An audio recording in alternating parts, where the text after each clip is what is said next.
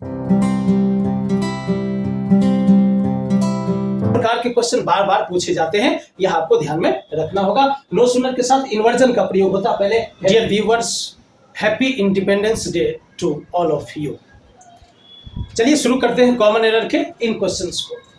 Question number 1, Sneha was accused for murder of her husband but the court found her not guilty and acquitted her. Sneha को उसके पति के murder का आरोपी बनाया गया, बट कोर्ट ने, न्यायालय ने उसे गिल्टी नहीं पाया, दोषी नहीं पाया, एंड एक्विटेड हर, और उसे बरी कर दिया। यही अर्थ है उसका। अब इसमें कहाँ एरर है देखते हैं। Sneha was accused for murder, accused के साथ यहाँ फॉर का प्रयोग किया गया है। एक्यूज्ड के साथ किसका प्रयोग करेंगे? ऑफ का प्रयोग करते हैं, फॉर का नहीं। आप देखोगे तो वर्ड्स फॉलोड बाय प्रीपोजिशंस पढ़ते हैं, उसमें पढ़ोगे verbs followed by prepositions, adjectives followed by prepositions, nouns followed by prepositions. इसमें आप जब जाओगे तो पढ़ोगे कि डिफरेंट जो एडजेक्टिव्स हैं, सभी एडजेक्टिव्स अलग अलग प्रीपोजिशंस को फॉलो करते हैं।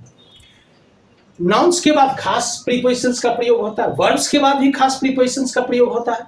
तो आप उसमें जब जाओगे तो आप स्टडी करोगे कि एक्यूज्ड, जो एक्यूज्ड क्या है। अभी वर्ड एक्यूज्ड पर जब आते हैं, अब देखोगे ये जो वर्ड है एक्यूज, ये क्या है? यह एक्यूज वर्ब भी है।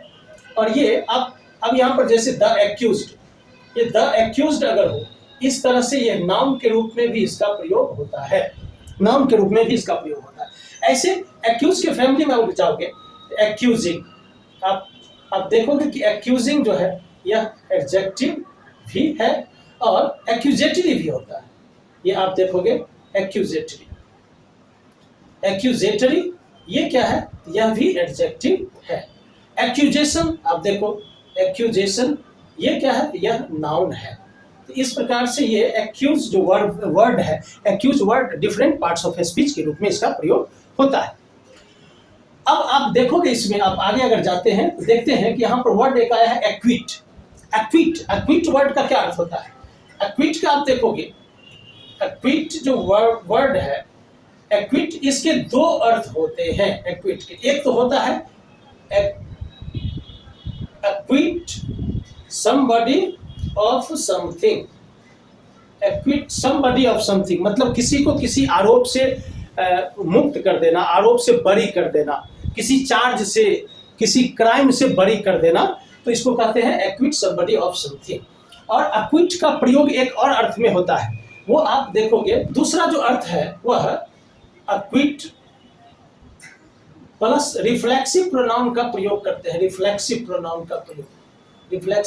का प्रयोग करते हैं। एक्विट प्लस रिफ्लेक्सिव प्रोनाउन का प्रयोग करते हैं जब आप कोई व्यक्ति आशा के अनुरूप, अपेक्षा के अनुरूप खरा उतरता है, परफॉर्म करता है, तो उस अर्थ में एक्विट प्लस रिफ्लेक्सिव प्रोनाउन, जैसे ही है तो ही एक्विटेड हिमसेल्फ, इस तरह से she acquitted herself, they acquitted themselves, इस प्रकार से उसका प्रयोग करते हैं। जैसे India had lost 6 wickets for 50 runs, Rohit Sharma acquitted himself very well and scored 150 runs and India won the match.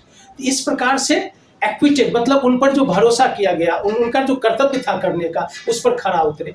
एक अर्थ एक्विट, इस अर्थ में आप देखोगे तो व्यवहार करना, to behave some way in a particular way के अर्थ में भी एक्विट प्लस रिफ्लेक्सिव प्रोनाउन का प्रयोग होता है।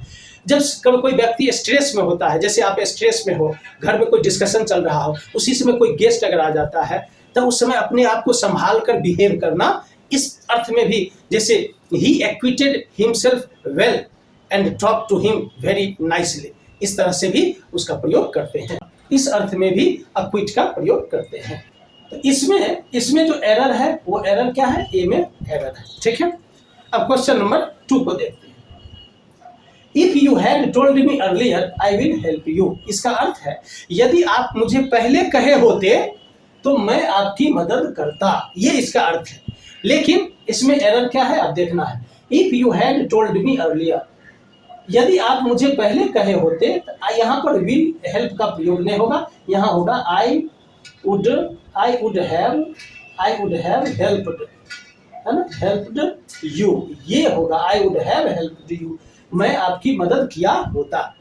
आप इस सेंटेंस को अगर देखोगे तो यह एक कॉम्प्लेक्स सेंटेंस है। इसमें ये जो है ये एक सबऑर्डिनेट क्लॉज है और यहाँ पर क्या है, ये प्रिंसिपल क्लॉज, ये प्रिंसिपल क्लॉज है और ये क्या है, सबऑर्डिनेट, ये सबऑर्डिनेट क्लॉज और ये प्रिंसिपल क्लॉज। प्रिंसिपल क्लॉज को मेन क्लॉज भी कहते हैं, इंडिपेंडेंट क्लॉज भी कहते हैं। तो आप ये देखोगे तो ये सेंटेंस जो है यह कंडीशनल सेंटेंस है। मुख्य रूप से इफ से शुरू होने वाले जो कंडीशनल सेंटेंसेज होते हैं वो 3 प्रकार के होते हैं। इफ से शुरू होने वाले कंडीशनल सेंटेंस ये 3 तरह के पॉसिबिलिटीज को बतलाते हैं। जैसे एक पहला होता है, जैसे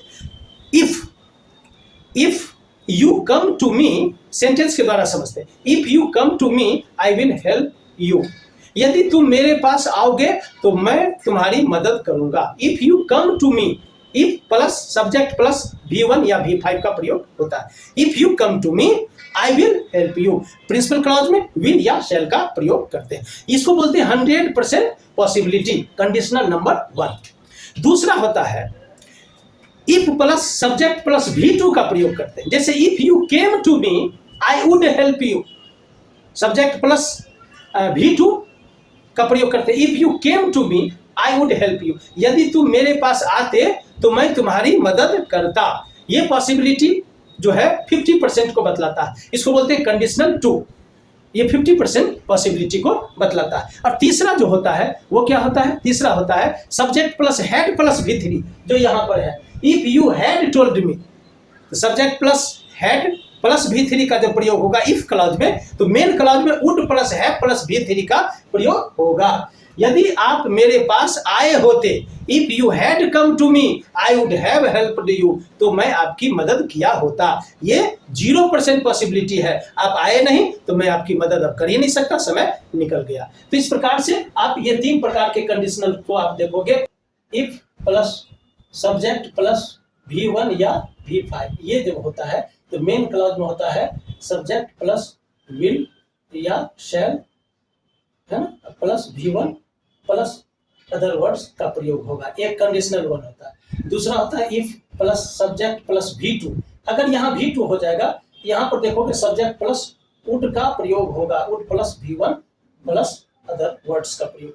अब कंडीशनल 3 में जाओगे तो ये हो जाएगा if plus subject plus had plus V3 अगर होगा, तब यहाँ पर क्या हो जाएगा, subject plus would plus have plus V3 plus और भी जो वर्ड्स है।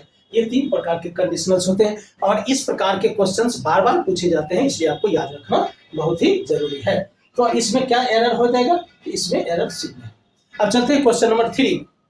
हर mother is angry and indifferent to me, her mother is angry and indifferent to me. तो अब इस सेंटेंस को आप गौर से देखो, तो अभी जो मैंने बतलाया था एक्यूज वाले सेंटेंस में कि जितने भी एडजेक्टिव्स होते हैं, वर्ड्स होते हैं और नाउन्स होते हैं, ये खास प्रीपोजिशंस को फॉलो करते हैं, फॉलोड बाय पर्टिकुलर प्रीपोजिशंस। आप देखोगे यहाँ पर कि एंग्री एंड इनडिफरेंट, ये दोनों एडजेक्टिव को एंड से जोड़ दिया गया कोऑर्डिनेटिव कंजंक्शन से, बिल्कुल ठीक है।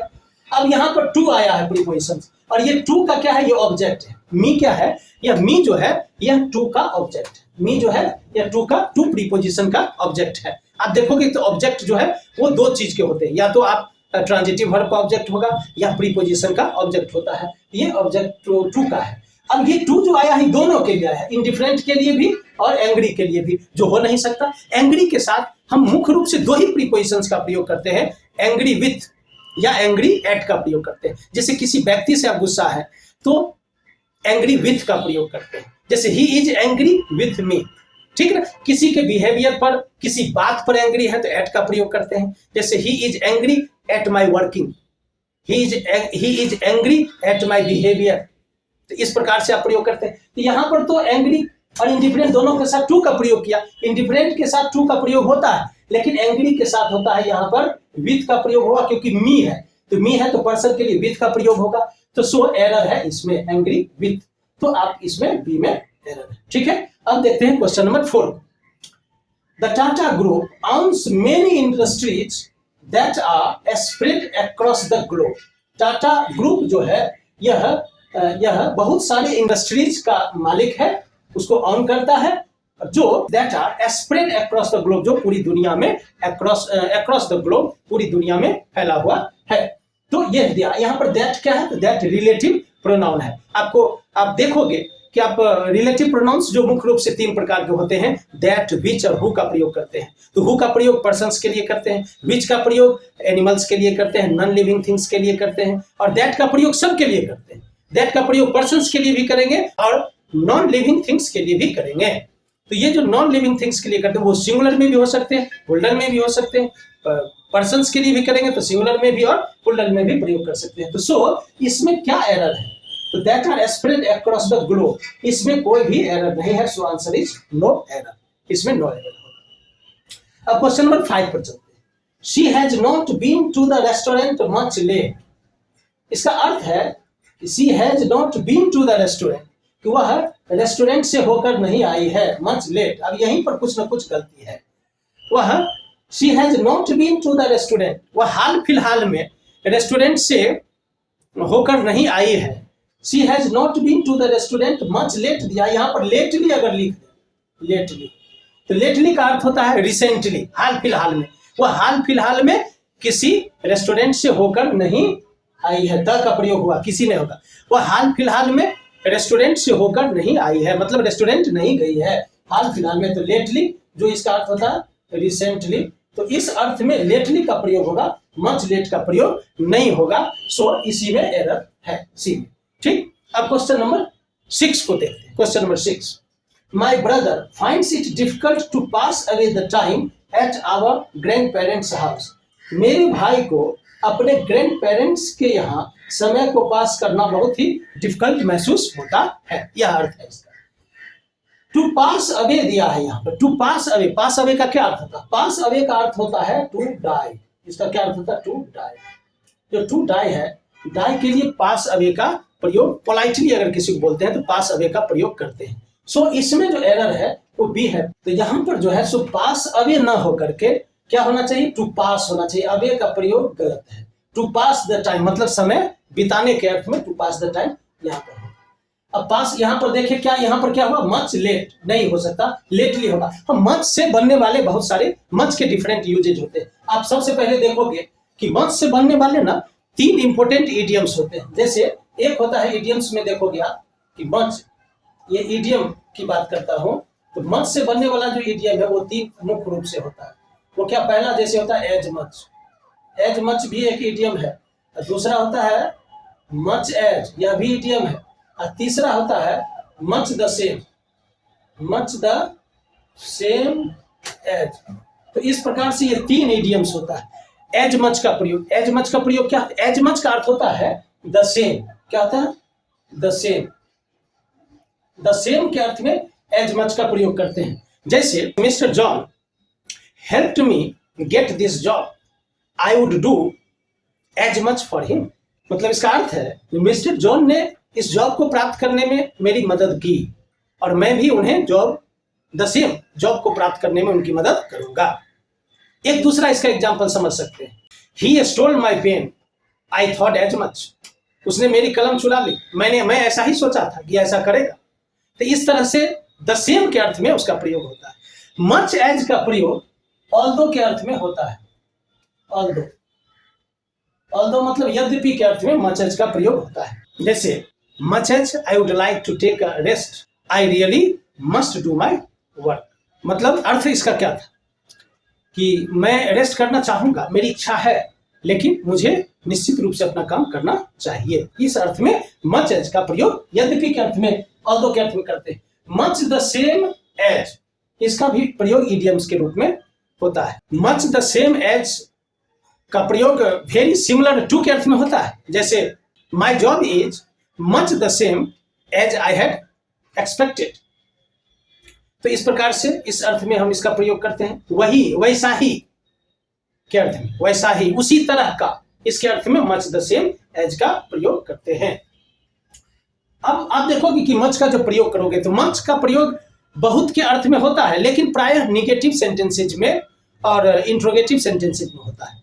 पॉजिटिव सेंटेंसेज में ए लॉट ऑफ या लॉट्स ऑफ का प्रयोग करता है। आपको यह ध्यान में रखना है कि मच का प्रयोग अनकाउंटेबल नाउन के साथ ही होता है। ए लॉट का लॉट्स ऑफ का प्रयोग नहीं, उसका प्रयोग पुल्लन काउंटेबल नाउन के साथ भी हो सकता है। अब इस मच और मेनी का जो प्रयोग है, आप इसको जानने के लिए आप प्लेलिस्ट में जाकर इंग्लिश ग्रामर के फोल्डर में मच और मेनी को एक्सप्लेन किया गया है, आप उसको जाकर और इसके प्रयोग को आप समझ सकते हैं।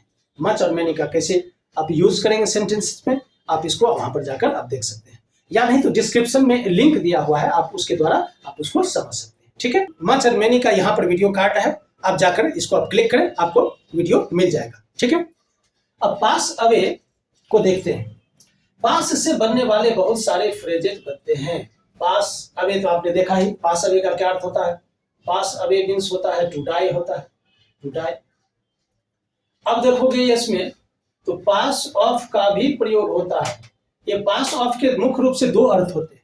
कोई इवेंट जब एक पार्टिकुलर वे में समाप्त हो जाता है तो उसी कहते हैं पास ऑफ।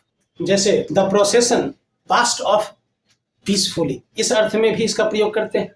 कोई इवेंट सक्सेसफुली जब या पीसफुली जब पास हो जाता है तो हम उसको पास ऑफ का प्रयोग करते हैं। तो इसका क्या अर्थ हो गया?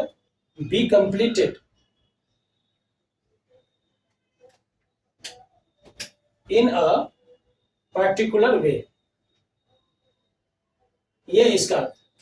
अब ये देखोगे कि पास ऑफ का एक दूसरा भी अर्थ होता है। पास ऑफ का अर्थ होता है to pretend that somebody, yourself और something is something they are not. मतलब कोई व्यक्ति ऐसा होना जैसा वो है नहीं, जैसा वो है नहीं। जैसे एग्जाम्पल के लिए कोई चोर किसी फंक्शन में पहुंच गया और वहां पर कुछ चोरी करके गार्ड के रूप में अपने को गार्ड कहते हुए वहां से बचकर निकल गया, इस अर्थ में इसका प्रयोग कर सकते हैं। The thief escaped by passing himself off as a guard, इस तरह से इसका प्रयोग करते हैं। थिफ जो है वहां पर गार्ड के रूप में स्वयं को गार्ड प्रस्तुत करते हुए, गार्ड बताते हुए और वहां से निकलकर भाग गया, तो इस अर्थ में भी पास ऑफ का प्रयोग करते हैं। ठीक, तो इसका क्या हो जाएगा? To pretend that somebody, yourself, something is something they are not। ठीक, इस अर्थ में इसका प्रयोग होता है।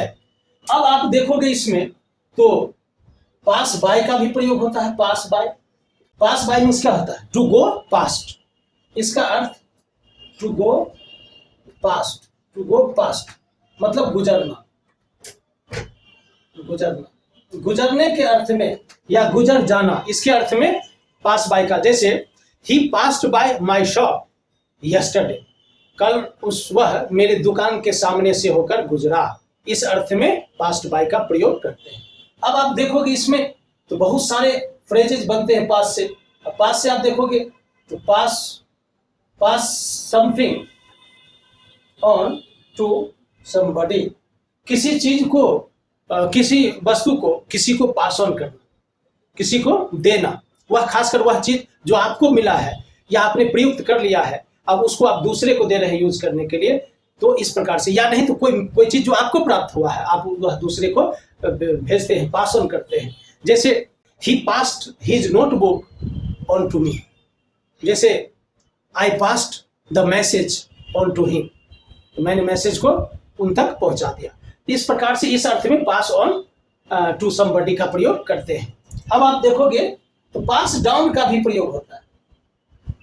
पास समथिंग डाउन का भी प्रयोग होता है। जैसे कोई लीगेसी है या कोई टीचिंग्स है या कोई संपत्ति ही है, वह एक जनरेशन से दूसरे जनरेशन में आता है, तो उस अर्थ में भी पास डाउन का प्रयोग करते हैं। जैसे all his property passed down to his son after his death, after his death उसकी जितनी संपत्ति थी वो सभी उसके पुत्र को मिल गई, तो इस अर्थ में भी पास डाउन का प्रयोग करते हैं। अब पास से बनने वाले एक और देखोगे, जैसे pass something to somebody, pass something to somebody, कोई वस्तु किसी को पास कर, जैसे कहते हैं please pass the book to me, वह किताब मुझको पहुंचाओ, इस अर्थ में भी पास समथिंग टू समबडी का प्रयोग करते हैं। आप देखोगे कि पास से बनने वाले और सारे फ्रेजेज होते हैं।